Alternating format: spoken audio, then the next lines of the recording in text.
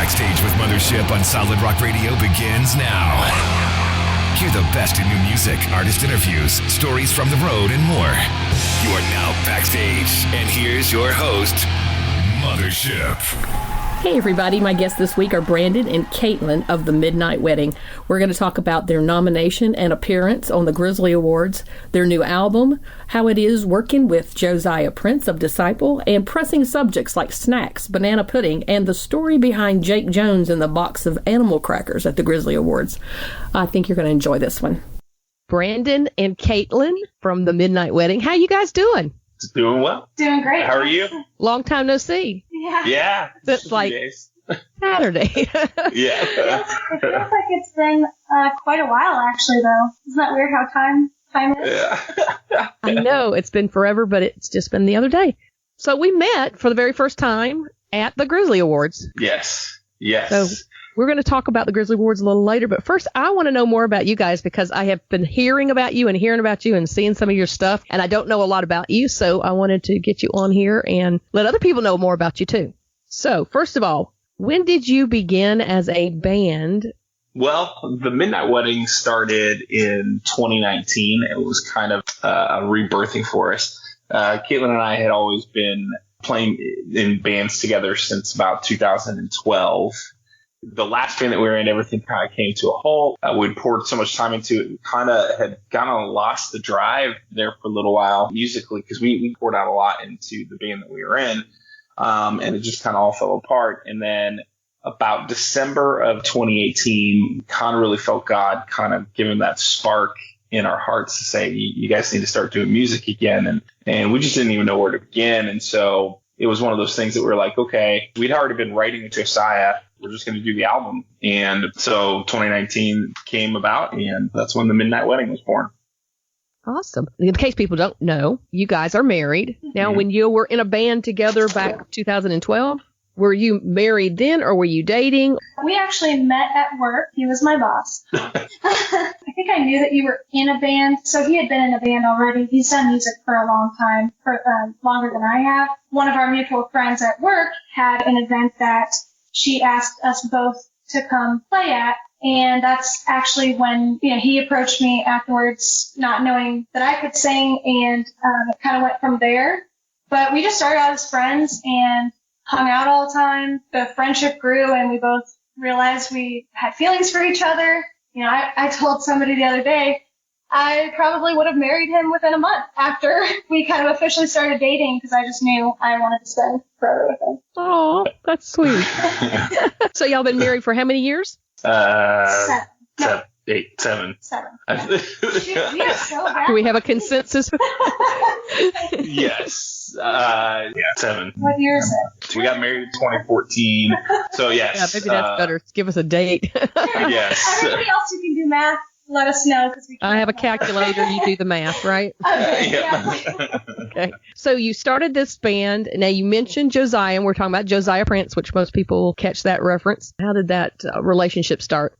It was actually 2013. I'd been working with a producer previously named Matt Arcaney. I had just kind of got connected with a festival, and they were wanting me to come play at this festival. And Caitlin had just started singing with the band too at that time. And I was like, okay, I don't have any band members. I need some band members. So I contacted Matt, and he was like, oh, okay, I've got a couple band members for you. The craziest thing is Disciple is probably the biggest Christian band for me. I mean, very much to me on so many levels, but I didn't know who it was. And he didn't tell me. He just said, hey, meet us at this church for rehearsals in Nashville. And so I was like, okay. I show up, and all of a sudden I walk into the church, and there is Josiah Prince and Joey West of Disciple. And Matt's like, oh, these are your band members. So I'm like, what? It's kind of funny.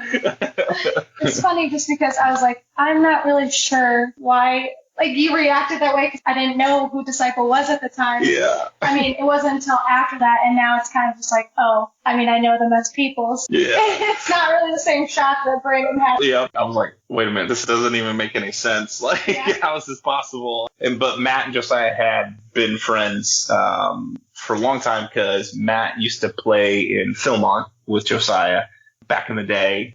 Matt also worked on the Horseshoes and Hand Grenades album for Disciple. And so that's kind of how they connected. And then he connected with us when we started writing. I did a co-write for one of our songs called Never Again, which is on the album, with Matt Arcaney and Josiah. And then that's kind of how the relationship of co-writing and producing kind of developed from there. Now, he just did the last album, the one that you just released. He's worked on that one with you. You've done some things before, though, hadn't you?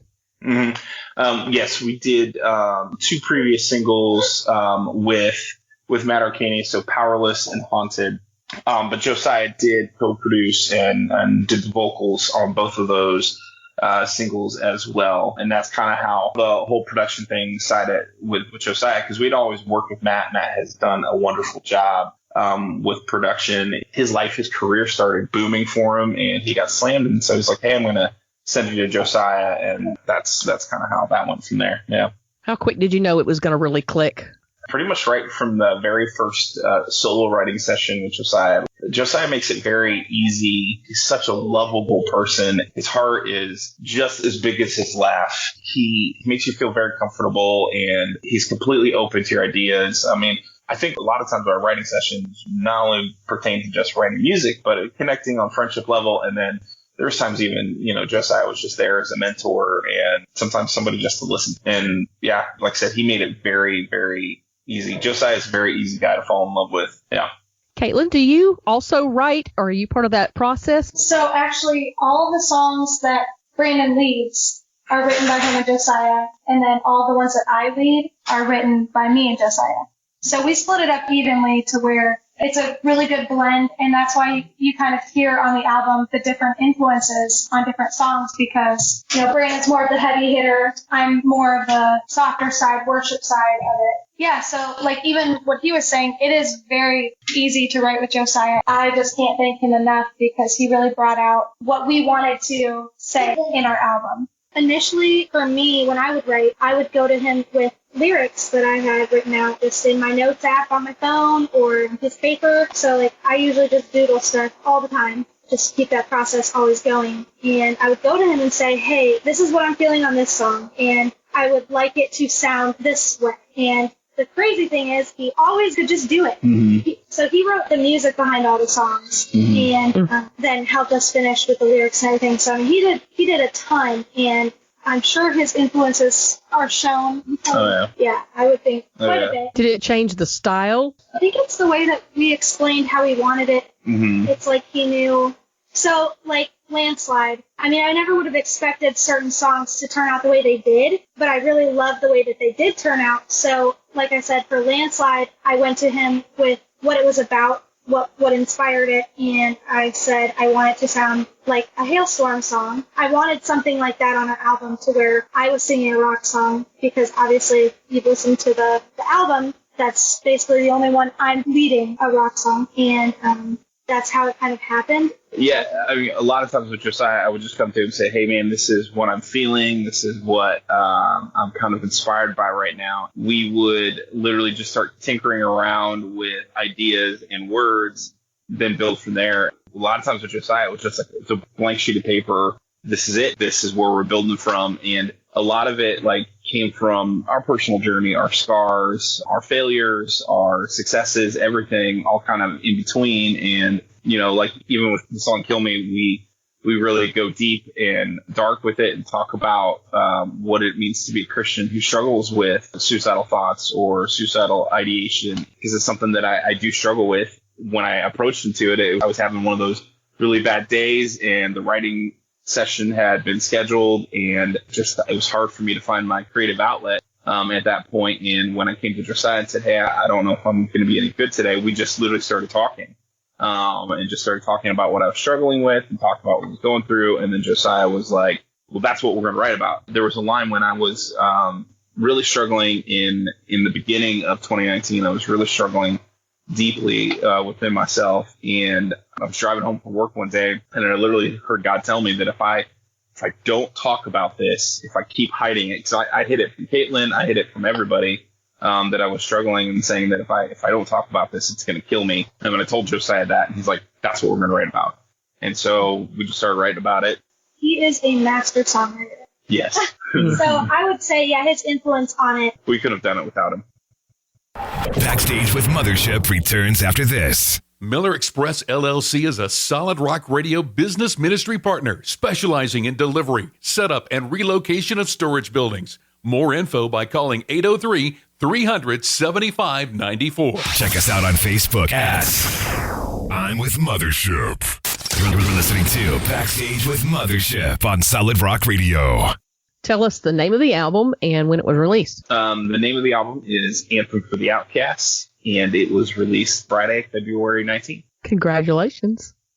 Thank you. It's been born. Yes. He feels so good. Feel very good. And we just got news today from our radio promoter that Enforcers broke into the top 25 in Christian rock radio. So we're in awe that any of this is happening. Yes, Okay, so you just mentioned the Enforcers. Tell us a little bit about that song. That song kind of came from a place of, to be honest with you, anger, and pain and shame and anything in between there. A few years ago, I made some mistakes. I fell in some hard times, and there were people that I reached out to that I was trying to get back on track with things, get back onto my life. And there was people that I reached out to that I thought that they were supposed to be the ones to help me get restored back to where I need to be with my relationship with Christ. And those people actually became the people that shamed me even more, that rejected me. And it was such a hard struggle because I looked to these people to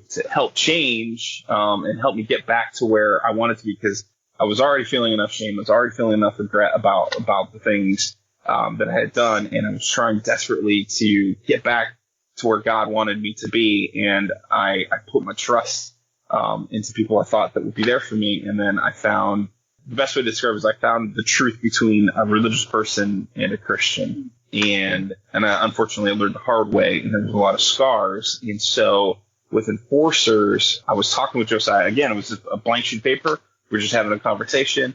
I was talking with Josiah about the struggle with that, about my past, about the things that I had done wrong that I was trying to make right now, and the struggle with having people trying to say, God can't use you anymore, that you're done, those kind of things. And he's like, let's write about it. And that's kind of how Enforcers was born. And it was so funny because we were writing the song. I was like, I joked about it, just saying, man, it would be awesome because I could see Kevin singing this. And Josiah was like, we can make that happen. I'm like, what? I'm like, no way.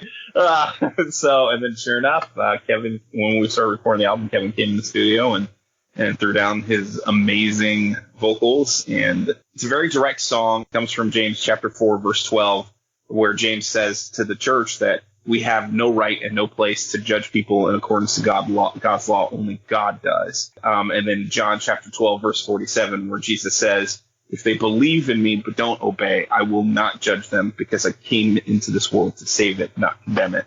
And those were very poignant verses for me during that year of change in my life, and to understand that God was with me and that he loves me, regardless of what outside voices are saying, regardless of what people who claim to follow Christ are saying, that God is still with me. He literally leaves the 99 to find the one. And that's what Enforcers is about. But it's also the flip, because we also wrote a song called What I Preach, where it's like at the same time pointing back, like Enforcers points out, but What I Preach points back and says, am I being a hypocrite? Am I, being that person? And how can I change? How can I become a better person in Christ? That's awesome. Now, I understand that that's going to be one of 3 videos. It's in a trilogy. Tell me about that. Yes. So the Outcast trilogy, filmed by the amazing and wonderfully talented Joel Burris. We filmed a video with Joel for one of our singles before the album called Powerless back in early 2019. We loved working with Joel, and he, just like Josiah, is a master craftsman, and the way he puts the story together beautifully, it was wonderful how the video came out.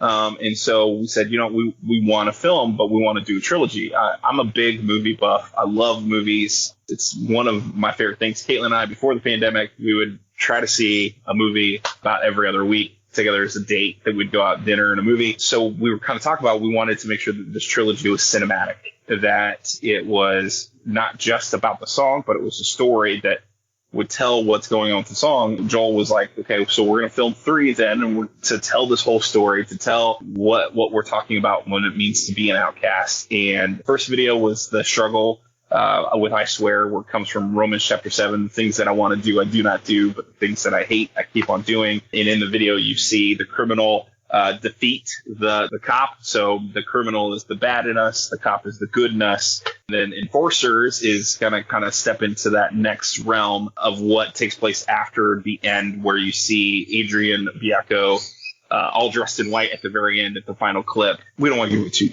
but Don't yes, give it to you. yeah. No, it's fun. I saw the I Swear video, and it's pretty intense. Joel was like, how intense do you want to go with this? And I'm like, well, as intense as we need to go. And what's crazy is it was shot. We filmed it 2 weeks before the horrible incident that happened with George Floyd. When we had finished making the music video, there was a lot of reservation. We considered reshooting it to change story because of the violence between a criminal and an officer.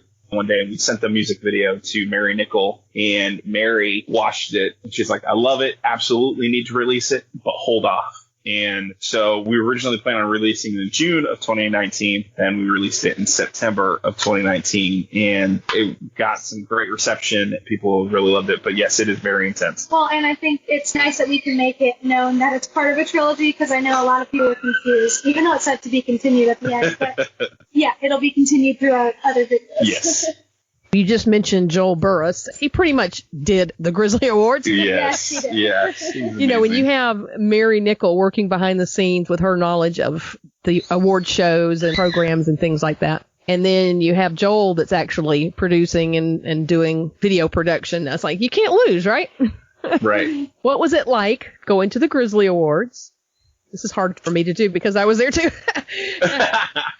What was it like getting invited to the Grizzly Awards, and what was that whole experience like for you? I thought it was amazing. We were part of it last year. Of course, we got nominated for one thing last year for Powerless, I believe, right? So for me, for last year, we were nominated for Powerless. So it was already pretty cool that we got to do that, but it was a little different last year because everybody was from home. But then this year, you know, I was kind of expecting a little bit of the same thing. But then when I got there, it kind of became more real to me, just in the fact that I was in the room with so many influential people. And, like, I know a lot of them now, and it shouldn't come as a shock. But at the same time, you know, you get that realization, you're like, wow, I'm really working with some pretty amazing people. They know what they're doing. And it was just really cool to be a part of it. I felt like this is crazy. I'm a nobody in the music industry right now, and I'm around these people that have been doing this for a while, and they're known, and they have amazing music, and we've listened and looked up to them. And so that was just really cool, seeing how the community is as well. Brandon, do you want to add? For me, gosh, the Grizzlies, I'm still in awe that we were even a part of it. Humbled, blessed. I'm not even sure there's the right words to express, like, just the fact that we got to perform. Like, and they asked me to help present. Yeah. I was like, you know, sure you really want me to do this? Yeah, and our band's production team was there running lights, and we brought our sound system in like that. The whole experience was just incredible. Like, it's a weekend that I know I'll never forget, and Caitlin won't forget. I still think about it. I wake up every day like, wow, we were a part of that, and we got to meet so many amazing people. And on top of it, I finally got to have your banana pudding, which, by the way, was amazing. The obligatory banana pudding reference in the yes. radio show. Yes. So tell us more about this banana pudding. It lives up to the legend. I will say that much. Like, I definitely wanted to have many cups of it, but I refrained and had only one. But it was, yes, Cindy, it is everything everybody says it is to be. So watch out. You're going to have to brand it now. Yes, you're going to have the I'm with Mothership banana pudding. Yeah, I have my own box and everything. It was a treat to get to cater for the entire event. I live for taking care of you guys. It was amazing. Awesome. Thank you so much. Oh, the soup was delicious too. Oh my gosh. Yes, that and the memory of at the end when we're all standing up there greeting, Jake Jones stole her animal cookies. That's what he was eating. It was hilarious. She's like, "Those are my animal cookies." I'm like, "Oh, he's eating them." That was your box of cookies? It was. Okay, and I went up. It's funny. I didn't even know him, and Brandon's over there talking to him after the show, and I'm like, hey, these are my cookies, by the way. And I think he just was like, oh, someone just handed them to me. And I was like, I'm great at telling stories, by the way. but yeah, I do like my food, so don't mess with my food. Okay. Hang on a minute while I write this down. Do not take Caitlin's animal crackers away from her. Yes. That's right. I get hangry. Yes. The story behind the story, Jake is up there. He's like about 10 seconds away from being alive, and he's like going, I need a prop. I need a prop. I need a prop. I need something funny. That's awesome. And he got your animal crackers is what he got. They were really good. They were really I didn't good. get any. Why? How did I not get any? Man. I'll get you some. The next Okay. time, I'll make sure I bring them every time. I do like them. They tasted more like cookies, really. Yes. They were very good animal crackers. Very good. I don't know who gave them to him. I didn't see that part. Like, they just handed them to me. I'm sorry. Yeah. Yes. Backstage with Mothership returns after this. Outperformance Service Family is a Solid Rock Radio business ministry partner who offers turnkey e-commerce website design, marketing, and converged technology consulting. Online at outperformancemarketing.com. Check us out on Facebook at I'm with Mothership. Have you guys had a chance to do any touring at all? Probably about the time you were getting cranked up, it got shut down. Yeah, for us, like we did, most of 2019 was, we shot our first music video. We were still writing with Josiah. The recording had just kind of really started getting its way into pre-production. And 2019 was a big focus. I think we played 2 shows in 2019. You know, we did Pit Fest. I think there was one other.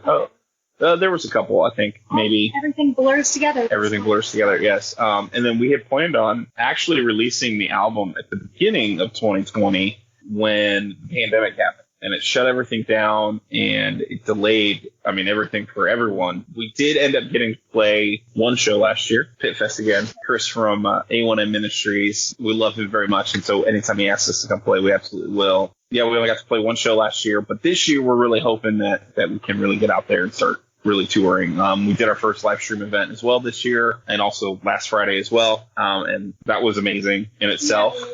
And it's just so nice to finally get it to where we can share it with everybody else. And so far, it seems like people are really loving it. I'm just excited to hear more. Absolutely. Again, it's Anthem for the Outcast. Is that available in a hard copy or is that only available as downloads? How did you release that? The initial release was all streaming and digital downloads. We do have CDs and vinyls. They actually will be available as of next Friday. We're just waiting for the company to make its delivery on them, and we're going to be putting up a link to get out there so people can buy and purchase these albums. We've had a lot of people asking questions for physical copies. Still have to pick a couple people. I know we said we had a giveaway. Yeah, we have a giveaway. And those people that were part of the giveaway during the live stream event, we are going to be picking your names out here in the next week for the free vinyl that we're going to sign for you guys. But yes, those physical copies will be available starting next week on a digital store that you'll be able to purchase and buy, and then we'll ship them out to you. But they'll also be available during our live shows as well. Do we have a link to that on your Facebook page, or do you have a website? It'll be a link that we post to any of our social medias. Mm-hmm. Okay, and you have Facebook, Instagram, Twitter? Yes, yep. You're on Spotify? Yes, we're on YouTube? Spotify, Apple Music, YouTube, yes. Are there T-shirts as well? Yes. So we have 3 T-shirts that will also be available, and they were designed by the incredible and amazing Bramlett brothers at Quiet Strength Design. Josh and Jared came up with these amazing T-shirts, and yes, those are going to be available as well. Quality stuff. Oh, yes. Oh, gosh. Their work is amazing. I was going to say phenomenal. It's phenomenal. Yes. And and the only thing that beats that is those 2 guys' hearts, man. Yes. They're just I incredible. know. Snacks. We just found out you like the animal crackers. What do you like to eat? I love me some ice cream. Funny story about that. When we were touring in 2015. 2015, yes, you were pregnant. One of the times we were doing a lot of touring, we would be at our show probably till like 1 in the morning.